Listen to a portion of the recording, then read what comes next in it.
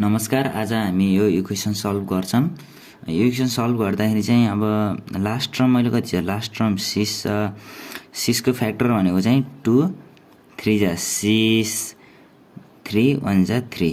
यसको फ्याक्टर चाहिँ 3 2 1 हो। 3 2 जा 6 1 6 minus 1 5 हुन्छ।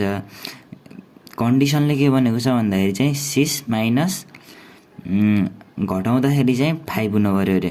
भनेपछि घटाउँदाखेरि 5 हुनु पर्यो भनेपछि अब x² प्लस घटाउँदाखेरि 5 के हुन्छ 6 minus 1 6 minus 1 ठीक छ। x को x minus 6 बराबर 0।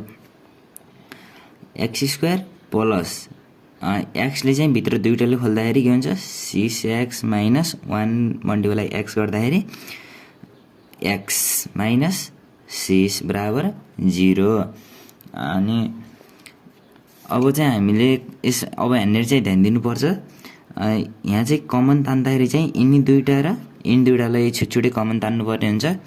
यिनी दुईटामा कमन चाहिँ एउटा x बज्यो। अब कति x प्लस 6 बज्यो, माइनसको माइनस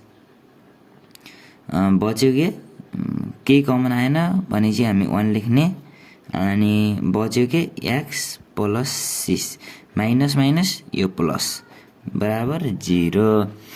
अनि x प्लस 6 कमन आएको र यिनी दुईटा चाहिँ कमन आएको यता लेख्यौं, बचेको रिमेनिङ चाहिँ x माइनस 1 बराबर 0। अब 0 भनेपछि चाहिँ हामीले अब आइदर गर्नु पर्यो। आइदर x प्लस 6 बराबर 0 भनेपछि चाहिँ एउटाको भ्यालु चाहिँ एउटा माइनस 6 छ, अर्कोको चाहिँ x बराबर माइनस यता छ, उता जाँदाखेरि चाहिँ प्लस 1 मा जान्छ। एउटाको भ्यालु चाहिँ माइनस 6 आयो भने अर्कोको भ्यालु चाहिँ माइनस 1 आयो।